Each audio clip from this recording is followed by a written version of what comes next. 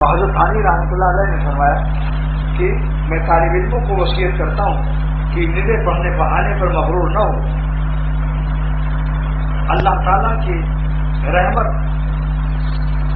اہل اللہ کی خدمت اور صحبت اور نظر عنایت پر موقوف ہے. اس کا التزام نہایت اہتمام سے رکھیں. بے عنایات حق و خاصان حق تعالیٰ کی عنایت کے بغیر اور حق تعالیٰ کے خاص بندوں کی عنایت کے بغیر اگر فرشتہ بھی ہو جائے گر ملک باشد سے آج کا صورت تو اس کا ورق جو ہے نام اعمال کیا ہے. شہوت و غضب کے مقتضا پر عمل نہ کریں. نفس کی خواہش چاہتی ہے کہ یہ دیکھ لیں اس عورت کو، ہرگز عمل نہ کرو. غصہ چاہتا ہے اس کو گالی دے دوں، اس کو مار دوں، ہرگز عمل مت کرو. بے مشورہ کوئی کام نہ کریں. جو کام کرنا ہو مشورہ کر دیجیے، سنت کریں، بڑی برکت اس کے اندر ہوگی. بعض وقت اپنا ذہن نہیں پہنچتا، بعض وقت اپنا ذہن نہیں پہنچتا، اور مشورے میں اللہ تعالیٰ نے برکت رکھا ہے. جبھی تو حضور صلی اللہ تعالیٰ علیہ وسلم کو اللہ تعالیٰ نے حکم فرمایا شاطر ہوں فلم، اے نبی صلی اللہ علیہ وسلم صحابہ سے آپ مشورہ فرما لیا کریں. سنت ہے، بس اللہ کی آپ کی کیا ضرورت ہے، مگر بہت اس کے اندر خیر ہے. حضور فرماتے ہیں صلی اللہ تعالیٰ علیہ وسلم کہ ما خواب من استخارا، ما خواب من استخارا، جو استخارہ کر لیتا ہے کبھی نامراد نہیں ہوا. علامہ شامی نے حدیث نقل کی ہے کہ حضرت انس رضی اللہ تعالیٰ عنہ سے فرمایا رسول اکرم صلی اللہ علیہ وسلم نے کہ یا انس اذا حممت بامر، جب تو کسی امر میں غمگین ہو جائے، تردد پیدا ہو جائے، فیصلہ نہ کر سکے کہ کروں کہ نہ کروں، فاستخر ربک، اپنے رب سے استخارہ کرو. 7 مرات 7 مرتبہ. آج استخارے کی سنت بھی سن لیجیے. 7 مرتبہ استخارہ کرنا چاہیے 2 رکعت پڑھ کر، چاہے ایک ہی وقت میں، چاہے 7 دن میں. اور یہ استخارہ کر کے سونا اور سونے میں خواب نظر آنا کچھ ضروری نہیں ہے. اس کا حدیثوں میں کوئی ثبوت نہیں کہ خواب میں کوئی فرشتہ آئے گا اور یہ اعلان آئے گا، کچھ نہیں.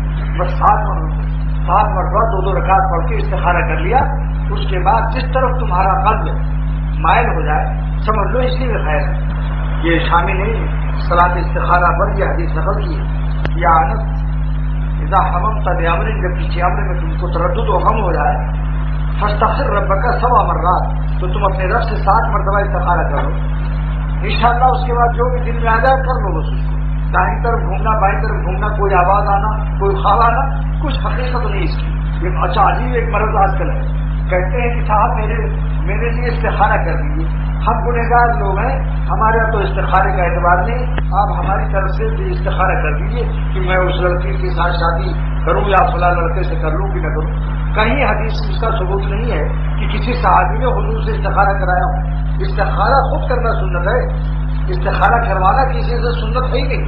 یہ خلاف سنت سمجھ لو. خود 2 رکعت پڑھو، کیسے بھی ہو، جو سنت پر عمل کرو. یہ مت دیکھو ہم کیسے ہیں، سنت کی برکت سے آپ اچھے ہو جائیں گے انشاءاللہ. سمجھا، حضور کے طریقے پر عمل کرنے کی برکت سے. بھائی مان لو ایک گنہگار ہے، اس سے گناہ نہیں چھوٹتے، اب وہ دعا کیسے کرے؟ اس کے دل میں شیطان وسوسہ ڈالے گا کہ بھائی تیرے تو تو گناہ چھوڑتا نہیں، تو تیری دعا اللہ کے کیسے قبول کرے گی؟ اس کا طریقہ ہی اللہ میں سے یوں کہو کہ اے اللہ، اے مالک، ہم سے تو گناہ نہیں چھوٹتے مگر آپ اپنی رحمت کو ہم پر بند نہ فرمائیے. ارے مانگنے کا ڈھنگ تو سیکھو. یہ میں نے تھانہ بھون میں ایک بزرگ تھے جنہوں نے حکیم الامت کی دعا خود سنی ہے اور انہوں نے مجھ سے نقل کی کہ ایک دن حضرت یوں دعا کر رہے تھے اللہ میں سے اکیلے کہ اے مالک، ہم سے تو گناہ نہیں چھوٹتے، اور اپنی رحمت کو ہم پر بند نہ فرمائیے. تو دیکھا میں کہتا ہوں کہ کوئی طریقہ، یہ طریقہ آج اگر آپ لوگ مجھ سے نہ سنتے تو شاید یہ کبھی مانگنا اس ڈھنگ کا آتا بھی نہیں. اور ہم کو کہاں سے آیا؟ ہمیں بھی دوسرے اپنے بزرگوں سے ملا، ویسے ہم کو بھی اپنے بزرگ، ورنہ دعا مانگتے وقت شیطان فوراً پہنچتا ہے، ارے نالائق تو گنہگار ہے، تیری کیا قبول ہو؟